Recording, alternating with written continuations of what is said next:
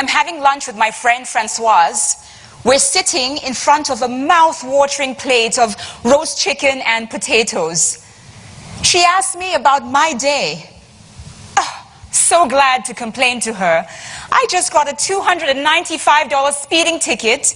My boss took all the credit for my work, and last night I fell into the toilet because my boyfriend left the seat up again. In the middle of complaining, she cuts me off. Listen to you, drama queen. Side note about Francoise. She's that friend, painfully honest, but sometimes a pain in my contest chair. Fellow Toastmasters. And anyone with a friend like Francoise. She said, Sylvia, you don't have big problems. Put it in perspective. Do you know what happened to my mother during the genocide in Rwanda? No, as I piled on another spoonful of potatoes. You know that 800,000 people lost their lives in just 100 days. At the height of all the killing, I was helplessly searching the streets for my mother.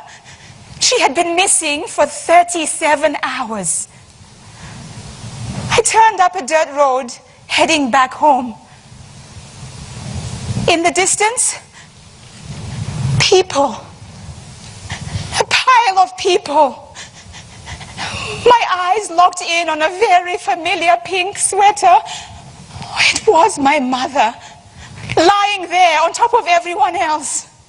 I ran to her praying that she was still alive, but she wasn't moving.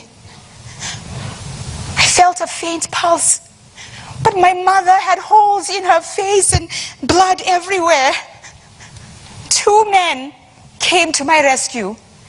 They pulled my mother off the pile of bodies and carried her 2.5 miles to the nearest hospital. 4 hours later, the doctor came out, wiping beads of sweat from his face. He told me that my mother lost a lot of blood. The bullet shattered her eardrum, crushed her cheekbone, destroyed her eye. Francoise, please tell me she survived. Yes, she did. And then the doctor told me that there were no more beds available in the hospital. So they had to move my mother into a room shared by a former army general. As Francoise continued, I had stopped eating, feeling embarrassed. Speeding ticket?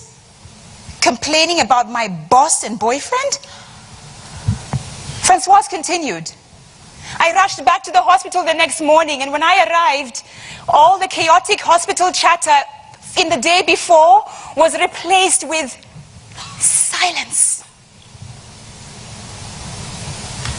A policeman told me that in the middle of the night, rebels invaded the hospital. With machetes, they killed everyone.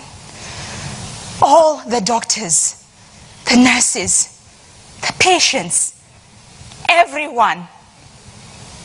Except for the 3 people fortunate enough to have been in the high security room shared by the former army general.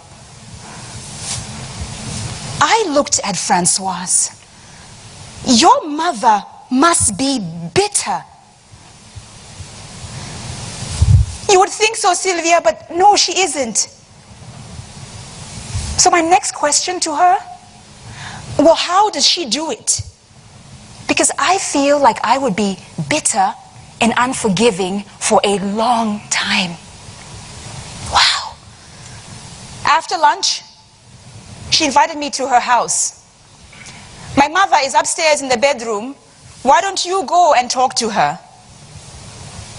I walk into the room.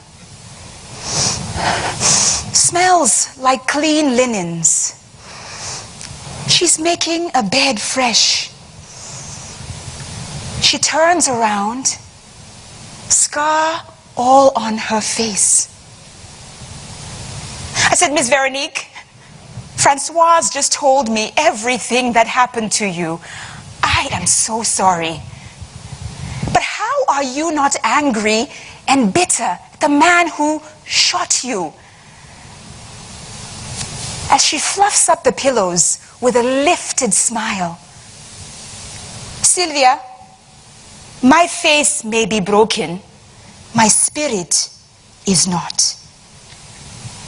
Then she motions me in close. Remember this always. You must never allow someone who adds nothing to your life to control so much of it. Put it in perspective, my dear.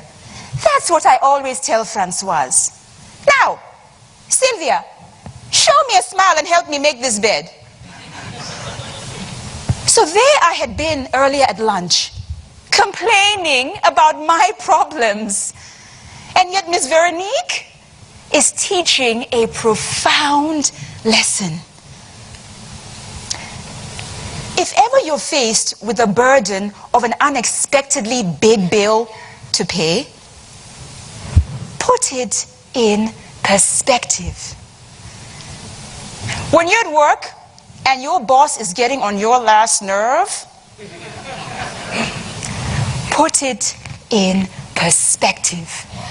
Ladies, when you're in the bathroom late at night and you fall into the toilet because the seat wasn't down, put it in perspective. I have come to learn that in life we will all face trials and tribulations, great and small. But through it all, we still have to put it in perspective. Contest chair.